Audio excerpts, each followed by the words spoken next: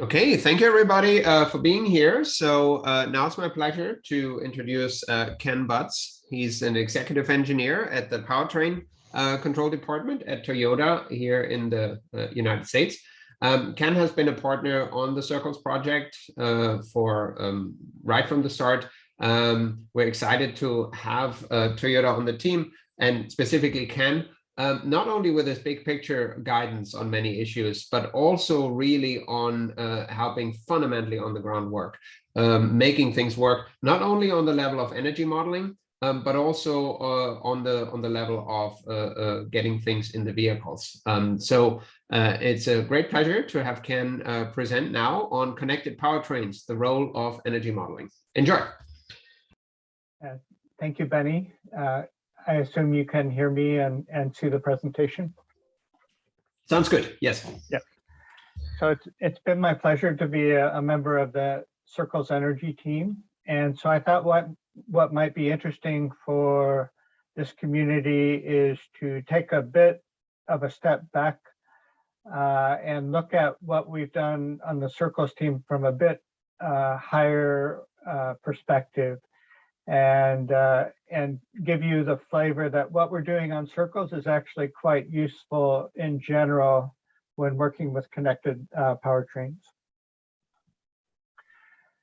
So I'd like to begin the talk with the motivation, and my perspective is that we are using connected information and vehicle automation to reduce on-road energy consumption. So that's our overall research theme in my group at Toyota.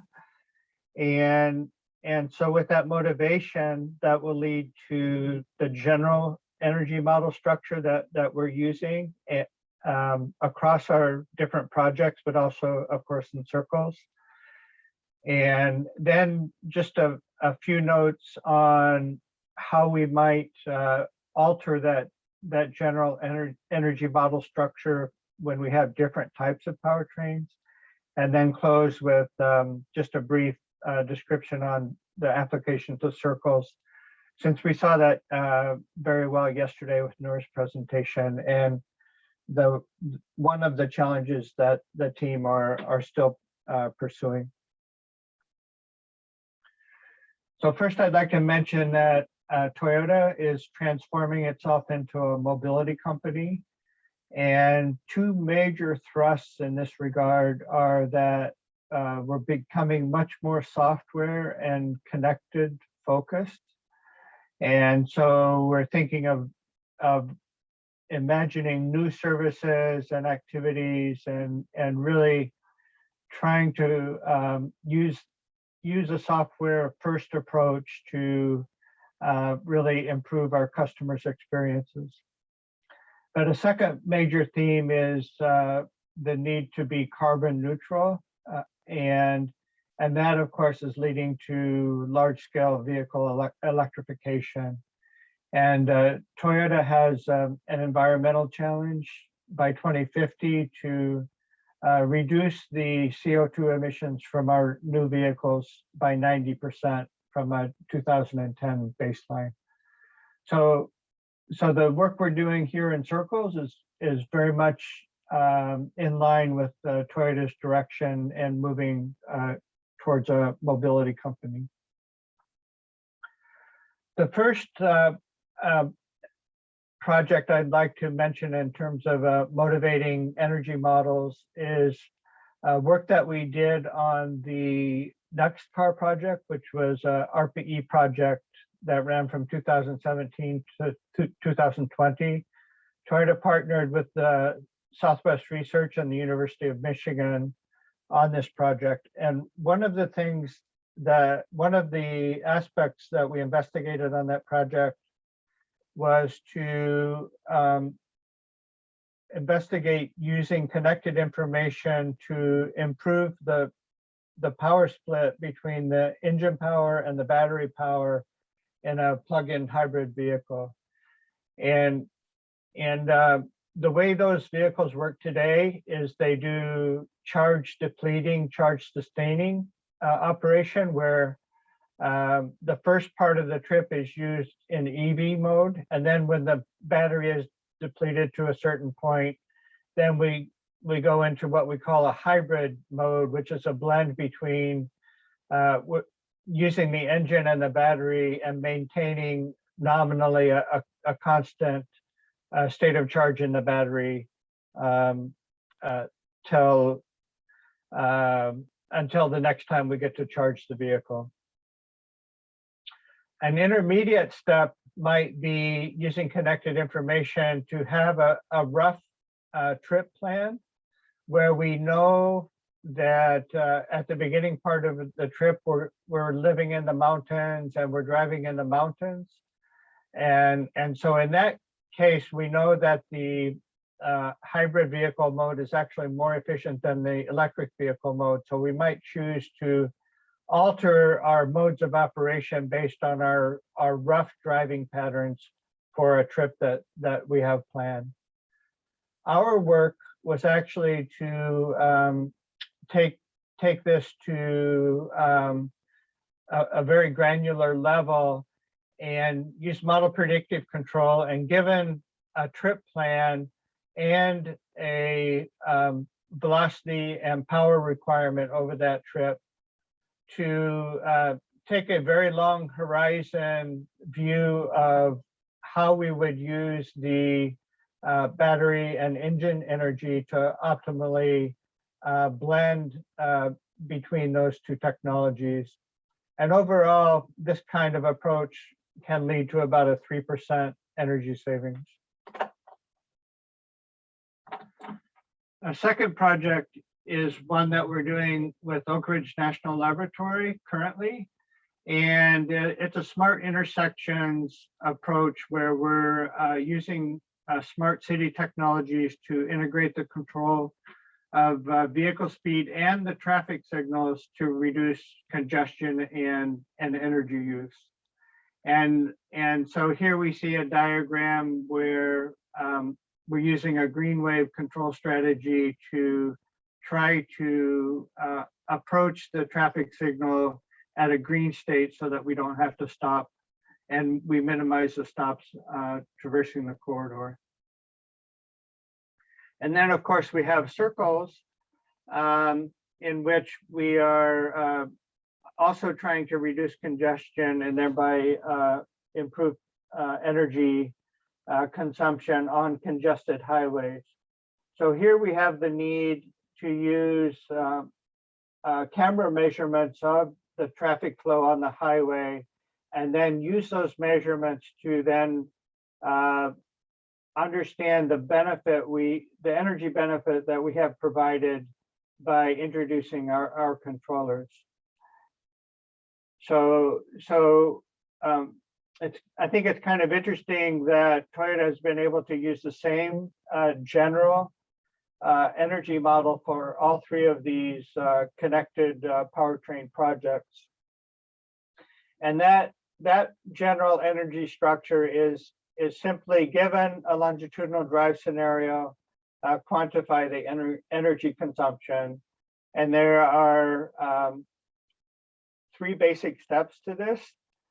Taking our velocity, acceleration, and road grade, and known parameters of the vehicle in terms of its road load characteristics, we can turn these inputs into a power demand at the wheel, broken down into wheel torque and wheel speed specifically. And given that that power demand, then it's up to us to decide how that power gets delivered by the powertrain. And what goes into that are, of course, the efficiencies of the powertrain, but also the control policy that internal to the powertrain controller that is deciding how that power gets delivered to meet the requisite driving scenario. And once we've decided that, we can then have a measure of our energy that we put into the system to drive that scenario. And then we can quantify the energy cost. That can be a little bit complicated. Here I'm showing what we do for a plug-in or plug-in hybrid vehicles. And in that case, we have two energy sources. We have the fuel and we have the battery. And so what we do is we can promote those to the energy level so that we can have a fair way of measuring the relative contribution of the power sources. We also take into account, given that real experiments tend to have some variation, so we account for the change in kinetic energy that might be present due to any particular experiment. Also, we consider the change in potential energy due to elevation change. So this is the general structure that we use. And if we applied this to a conventional powertrain, basically what we're doing is actually defining and refining what goes on in the power delivery stage. And in this case, the main source of efficiency is the brake-specific fuel consumption of the engine. So given an engine torque and an engine speed operating condition, it's standard within the industry to measure the fuel consumption at that particular operating point. So that characterization goes into the model. We also need, on the control policy side, we need to understand how we reflect the wheel power back to the engine power, and we do that by mapping the wheel torque and the wheel speed for each particular gear into those engine speed and engine torque maps. So the trick here is, and what we're doing in Circle's project, is to decide which gear then we should be to provide that power delivery. And what we do here is we do a greedy search to choose the most efficient gear, subject to drivability constraints and constraints that we can drive from our understanding of the customer requirements. If we consider a battery EV, it's actually quite a bit simpler, where really all we need to consider are the efficiencies and the maps, since there's not really any control strategy involved. From no decisions need to be made on how we actually deliver the wheel power. So this involves introducing the characteristics of the battery, open circuit voltage, and battery resistance. And these are dependent on the state of charge of the battery. So these are state dependent mappings. And also the losses in the motor and other components in the electric vehicle. So were we to be considering electric vehicles, I think we could actually provide very accurate models so that we could evaluate the scenario energy cost. And then looking at the what I consider the more complex situation is the hybrid systems, where we have the engine and the transmission delivering power. And so what we have to do here is consider the efficiencies both for the conventional powertrain and the electrical powertrain. So that, but the control policy is actually quite complicated and probably varies from hybrid vehicle type to hybrid vehicle type, as well as manufacturer to manufacturer. So I think it would be very difficult to develop a general control policy here. And so I think maybe we are restricting ourselves to be very vehicle specific with deep knowledge of how that vehicle's power split control policy is actually implemented. It is required to generate a good energy model in this case. So that takes us to what we're doing in circles, and so we are considering, in this case, conventional powertrains, and so we have the paradigm where we do the mapping from wheel torque and wheel speed by gear to the engine speed and engine torque. We have a map of engine brake specific fuel consumption.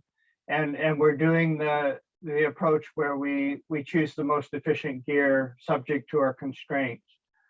And so the way we will apply this in circles, of course, is to take the camera measurements of the I-24 traffic and map the vehicles to our 7 vehicle types that we're providing as output from the energy team. And those are developed by, as Noor mentioned yesterday, using Argonne's autonomy as the ground truth and our vehicle data source. So when I introduced the notion of the general energy model in this presentation, and really that gets translated to the semi-principled model that we've been discussing in our previous presentations, and especially Noor's presentation yesterday.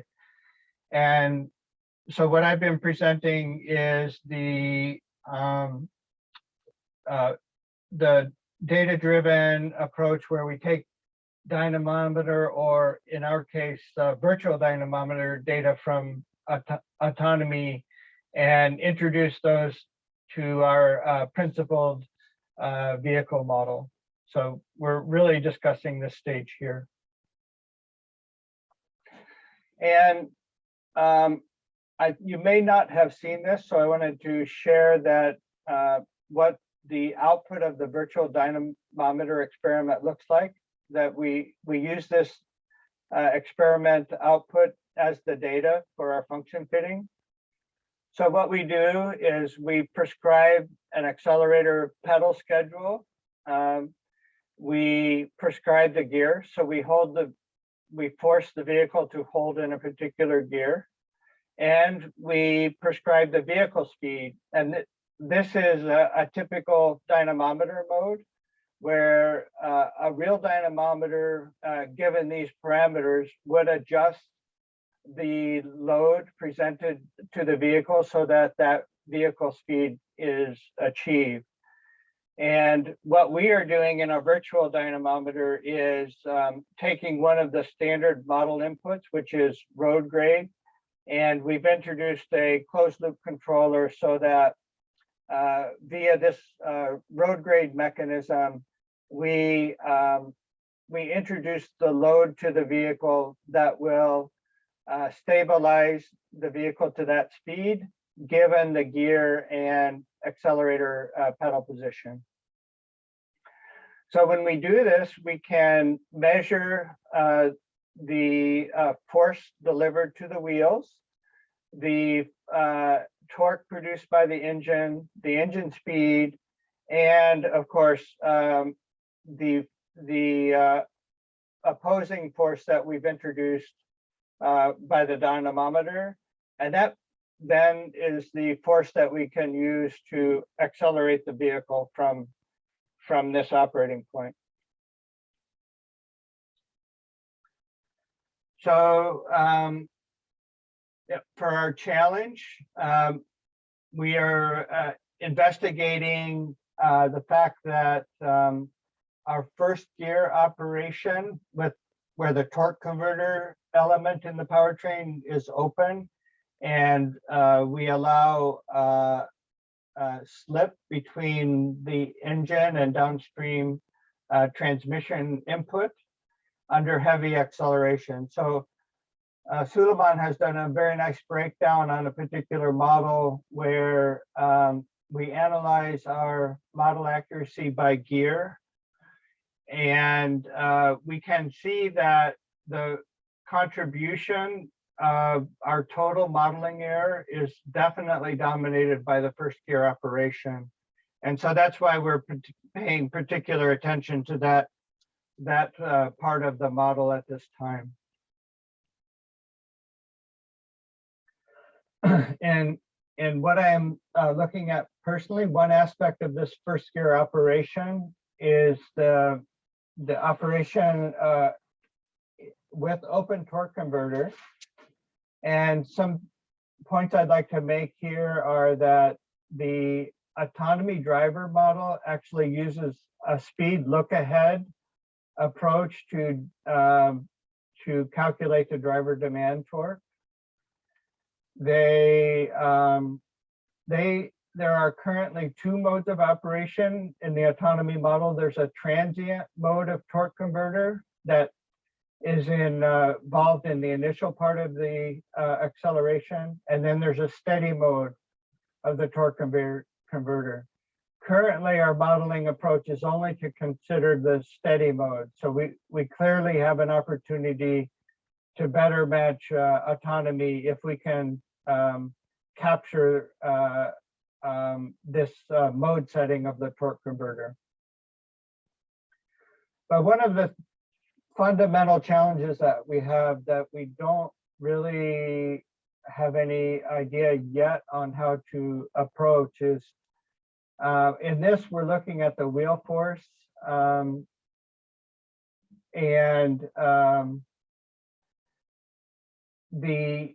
what we can see when we calculate from the backwards looking approach that we're taking in our modeling, where we're calculating acceleration from vehicle velocity, and that is the yellow line here. This is the acceleration that is prescribed by the drive trajectory. We can see that those dynamics certainly lag the actual powertrain dynamics. And so this is a fundamental reason that we're having trouble on certain heavy transients of matching our fuel prediction to autonomy's ground truth. So I hope I've given you a flavor of the approach that we've taken for the energy modeling in circles, and what my main takeaway is that this approach is very generally applicable and relevant for other connected powertrain or connected and automated vehicle development activities. Oops, I did want to mention one, sorry about that. I did want to mention one complication that can happen when we're working with the hybrid vehicles. So here we have our energy analysis equation where we're converting the fuel to equivalent energy, the battery energy, and depending on how the mood of the powertrain controller, we can confound ourselves about the benefit of echo driving, for instance, at intersections, and that's what we're analyzing in this case. So in the case on the left, case number one, we're comparing the case where the human stopped at a stoplight, but the echo driving was able to pass through as we tend to be able to do. But if we work through the numbers, we actually see that on these particular maneuvers, we actually used more energy in the pass-through case than stopping at the light. And that is because the powertrain controller, for whatever reason, was operating mainly on electric mode in the the first scenario, the baseline scenario, whereas we were using the engine in the echo driving scenario. And what this is reflective of is the fact that the electric powertrain is 2.5 to 3 times more efficient than the gasoline powertrain. So it's always going to be advantageous when we have used the electric powertrain relative to the gasoline powertrain. Here's a case number 2 where we got the desired result, where we had more comparable use of engine power and electrical power. And you can see then that we did have the happy case of actually using less energy as we would expect. So thank you very much for your attention. I'm happy to entertain questions. Thank you very much, Ken. Are there any questions?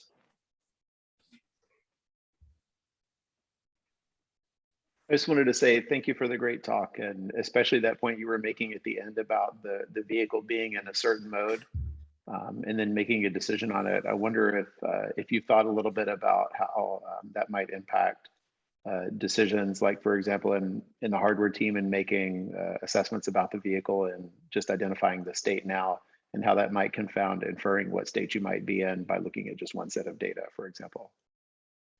Are we talking about a hybrid vehicle or? I think kind of just any vehicle. You know, Yeah. do you foresee that there will be more of these cases where looking at just a snapshot might not give you the whole piece because of the modal decisions inside the vehicle's design? There, yeah, I think if we can restrict ourselves to the conventional powertrains or EVs, then we have a very good shot at capturing enough of the behavior to make that relatively benign. But we do have some improvements to do.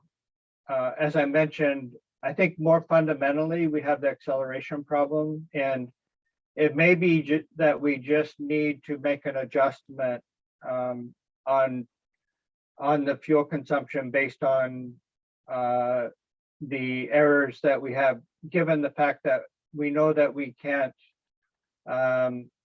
capture those internal dynamics. Yeah.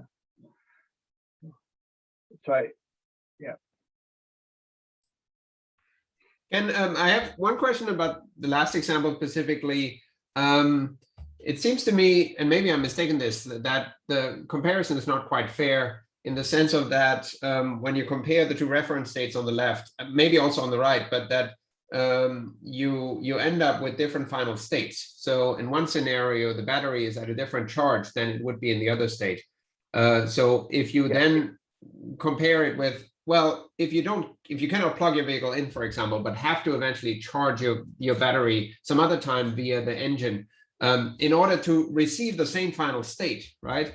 Wouldn't it then be that you might still get better? That it's only sort of a transient phenomenon that you look worse on the left? Yeah, so this is why we do need to consider. So over this maneuver, we do know how much energy was drawn from the battery, and we know the energy contribution from the fuel. So I think it's fair. What we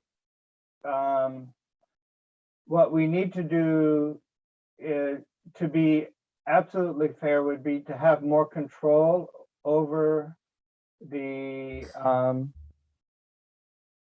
hybrid powertrain. And so if we wanted just to consider the benefit due to the echo driving from a energy perspective, one thing that we could do would be restrict ourselves to EV mode. Mm-hmm. But but that's not really Toyota's objective. Toyota's objective would be to, of course, apply eco driving to all of our powertrains, and so we do need internally to develop ways of making these fair comparisons. Yeah, I agree. It's just if you compare electric usage, right, and don't recover for it later, you have to address the question, where does the electricity come from if this goes to scale, which is a societal question, of course. But just the fact that the energy using the electric powertrain would be more efficient doesn't resolve the problem. Where does the electricity come from, right? Oh, yeah, that's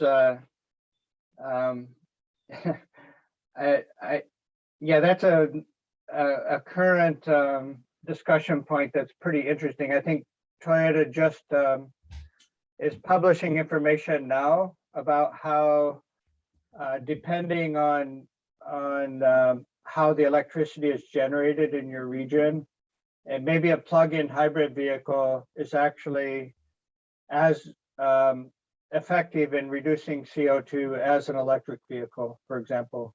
And that range goes from maybe 1 to 3 roughly across different regions. So yeah, very definitely Toyota's position is that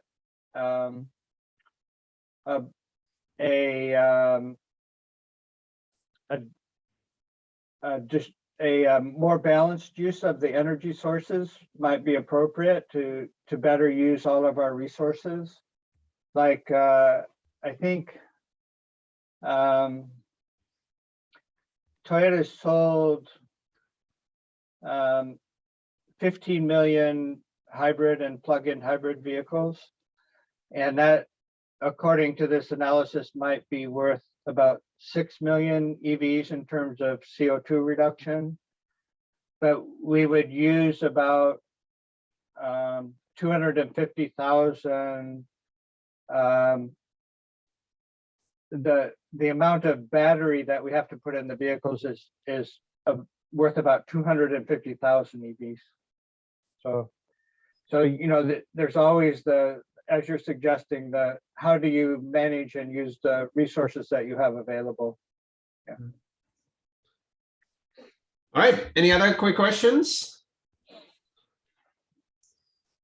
If not, let's thank again both speakers in this session. And according to the schedule, we now have a break of 55 minutes and reconvene at 4 o'clock. Amaury, please jump in if I said something wrong. No, that's perfectly correct.